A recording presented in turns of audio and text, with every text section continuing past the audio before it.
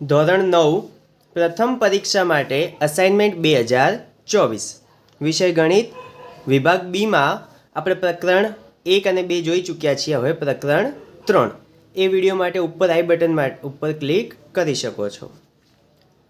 પ્રશ્ન નંબર 1, નીચેની બિંદુઓનું નિરૂપણ કર્યા વગર જણાવો કે તેઓ કયા ચરણમાં આવશે. હવે બિંદુઓનું નિરૂપણ કર્યા વગર ચરણ સમજવું એના માટે આપણને પહેલીવાર ચરણ ખબર હોવી જોઈએ. આ બાજુ એક્સ અક્ષમાં પ્લસ હોય, અહીંયા માઇનસ, ઉપર પ્લસ હોય, નીચે માઇનસ. આને કહેવાય ચરણ 1, આને કહેવાય ચરણ 2, આને 3 અને આને 4. તો આપણને ખબર હોવી જોઈએ કે ચરણ 1માં કયા બિંદુઓ આવશે. તો એક્સમાં પ્લસ અને વાયમાં પણ પ્લસ, એટલે બંને પ્લસ પ્લસ હોય તો ચરણ 1. ચરણ 2માં આ બાજુ એક્સ માઇનસ, એટલે જે પહેલો એક્સ હોય એ માઇનસ, બીજો વાય હોય એ પ્લસ, માઇનસ પ્લસ. ચરણ 3માં બંને માઇનસ અને ચરણ 4માં એક્સ કેવા હશે પ્લસ પણ વાય માઇનસ. ઠીક છે. બીજી વસ્તુ એ સમજવાની છે કે પ્રશ્નમાં કીધું છે ભુજ 5 છે અને કોટી -3 છે. તો એ સમજવાનું કે ભુજ એટલે શું થાય વાય અને કોટી એટલે શું થાય એક્સ. તો કોટી શું આપેલો છે માઇનસ અને ભુજ શું આપેલો છે પ્લસ. તો માઇનસ પ્લસ હોય તો કયું ચરણ કહેવાય ચરણ 2.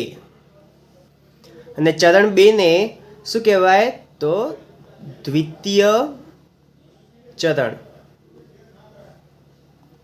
ત્યારબાદ બીજા પ્રશ્નમાં કોટી પહેલાં આપ્યું છે. કોટી એટલે એક્સ -5 અને ભુજ એટલે વાય -3. તો અહીંયા એક્સ પણ માઇનસ છે, વાય પણ માઇનસ છે, બંને માઇનસ હોય તો ચરણ 3 એટલે તૃતીય ચરણ.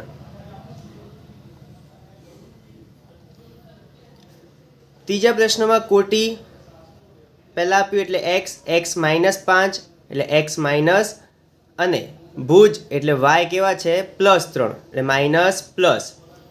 એક માઇનસ પછી પ્લસ હોય તો એને શું કહેવાય બીજું ચરણ. બીજું એટલે દ્વિતીય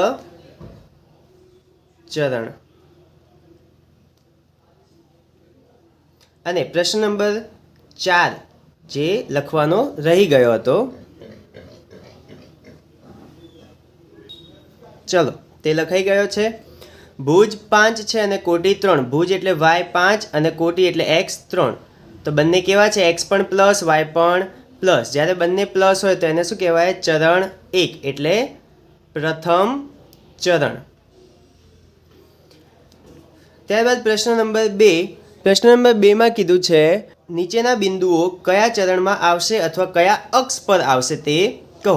હવે ચરણ સમજી ચૂક્યા. હવે ક્યારેક કોઈક વસ્તુ 0 હોય તો એ અક્ષના ઉપર હોય અને જ્યારે બંને કિંમતો 0થી મોટી હોય કાં તો નાની હોય તો એ ચરણમાં આવશે.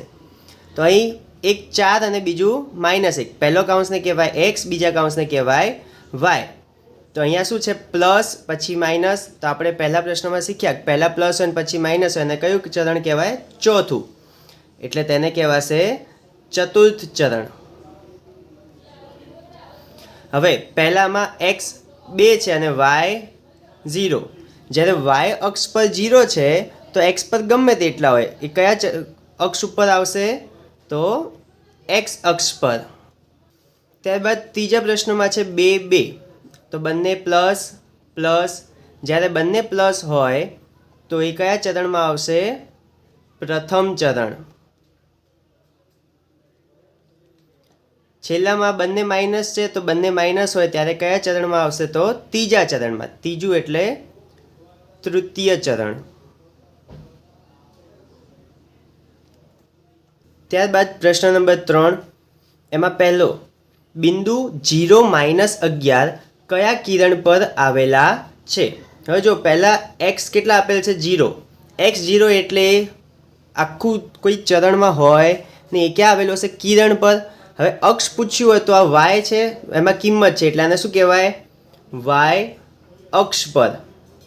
પણ આમાં આપણને પ્રશ્ન પૂછ્યો છે કિરણ પર. તો કિરણ કયું કહેવાય તો જુઓ વાય કેવા છે માઇનસમાં, માઇનસ હોય એને શું કહેવાય? Y dash.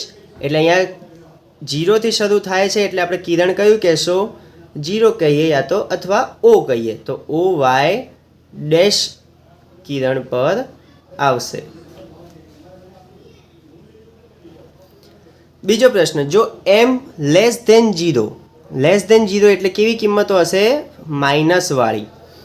અને n ગ્રેટર ધેન 0 એટલે n કેવા હશે? પ્લસ વાળી કિંમતો, ઋણ અને ઘન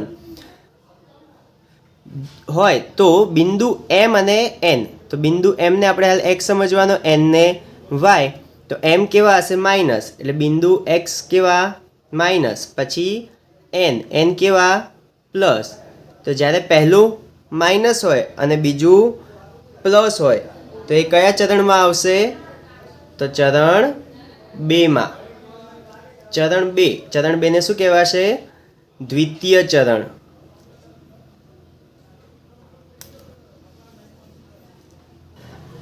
ત્યારબાદ પ્રશ્ન નંબર 4, એમાં પહેલો દાખલો, યામ સમતલમાં કોઈ પણ બિંદુ દર્શાવવા ઉપયોગમાં લેવાતી સમસ્થિતિજ અને શિરોલંબ રેખાઓના નામ જણાવો. કોઈ પણ સમસ્થિતિજ અને શિરોલંબ રેખાઓના નામ.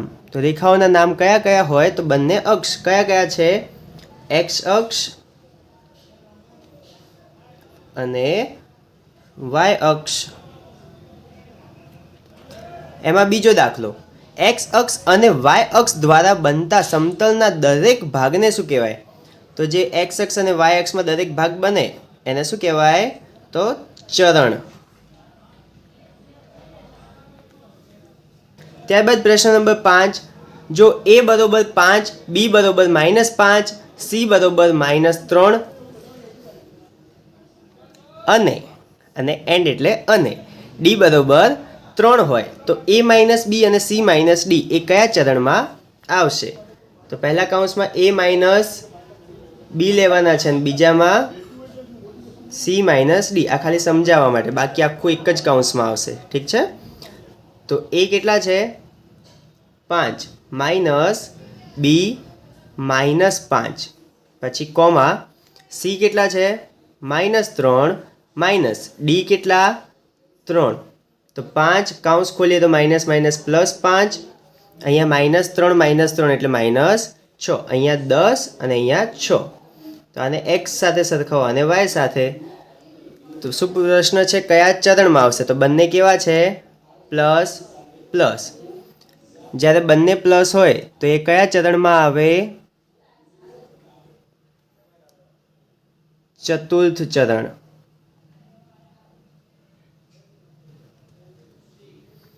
છઠ્ઠો, જો 2x - 3 y + 3 તથા x + 7 2y - 2 એ સમાન બિંદુઓ હોય તો x અને y ની કિંમત શોધો. સમાન બિંદુ મતલબ આ x અને આ x કેવા? સરખા. આ y ને આ y કેવા? સરખા. તો બંને x ને સરખાવી દો. તો x સરખાવીએ ત્યારે 2x - 3 બરોબર x + 7. તો x ને આ બાજુ લાવી દઈએ તો 2x + x આ બાજુ આવે તો -x બરોબર આ બાજુ 7 -3 પેલી બાજુ જાય તો +3. 2x - x x બરોબર 7 + 3 10. y ને સરખાવો તો y + 3 બરોબર 2y - 2. તો આ બાજુ y ને આ બાજુ લઈ લો, -2 ને આ બાજુ લઈ લે તો 3 + 2 બરોબર 2y - y. 3 + 2 5 બરોબર 2y માંથી 1y જાય તો y. તો y બરોબર શું મળ્યું? 5 અને x બરોબર 10. પ્રશ્ન નંબર 7, એમાં પહેલો દાખલો, કિરણ O y ડેશ અને કિરણ O x થી સીમિત પ્રદેશને કયું ચરણ કહેવાય? સમજો આકૃતિ દોરીએ તો અહીંયા O y ડેશ ક્યાં આવે? નીચે. અને O x ક્યાં આવે? તો જમણી બાજુ. તો આનાથી કેન્દ્રિત કયું કિરણ છે? આર્ય. ઠીક છે? આર્ય પ્રદેશ. પ્રદેશ કયો છે? ચરણ 1, અહીંયા 2, 3 અને અહીંયા 4. તો ચતુર્થ ચરણ. ચરણો યાદ રાખજો. જમણી બાજુ ઉપર 1, અહીંયા 2, પછી આ બાજુ 3 અને નીચે 4. ઠીક છે. તો ઘડિયાળની વિરુદ્ધ દિશામાં જમણી બાજુ ઉપરથી ચરણો શરૂ થાય છે. ત્યારબાદ બીજો દાખલો, 8, 8 અને -8, 8 ને જોડતી રેખા કયા અક્ષને સમાંતર હોય? સમજો 8, 8 પ્લસમાં 8 માઇનસમાં 8 એટલે અહીંયા, પછી -8 ક્યાં આવે? એક્સમાં -8 અહીંયા અને +8 અહીંયા. તો આ કિરણ બનશે કે રેખા બનશે? તો શેને સમાંતર છે? એક્સ અક્ષને. તો એક્સ અક્ષને. ત્યારબાદ પ્રશ્ન નંબર 8, પહેલો દાખલો, યામ સમતલના યામાક્ષો વચ્ચેના ખૂણાઓનું માપ કેટલું હોય છે? દરેક ખૂણાઓનું માપ કેટલું હોય છે? તો 90 ડિગ્રી, કેમ કે દરેક ખૂણા સીધી કિરણોથી બનેલા છે. આ કિરણ 90, આ પણ 90, આ પણ 90 ને આ પણ 90, કેમ કે ટોટલ 360 હોય અને 360 ભાગ્યા 4 કરો એટલે આપણને મળે 90 ડિગ્રી.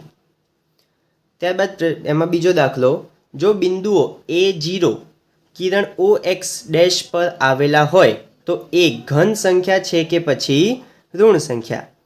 OX' પર આવેલા છે તો આપણને અહીંયા ખબર પડે, અહીંયા O અને X' અહીંયા. તો પહેલું A ક્યાં આવેલું છે? અહીંયા માઇનસ પર. માઇનસ એટલે શું થાય? ઋણ સંખ્યાઓ. ઠીક છે. તો ઋણ સંખ્યાઓ. જો વિડીયો પસંદ આવ્યો અને સમજણ સારી પડતી હોય તો ચેનલને સબસ્ક્રાઈબ કરજો. અહીં આપણો પ્રકરણ 3 પૂરો થાય છે.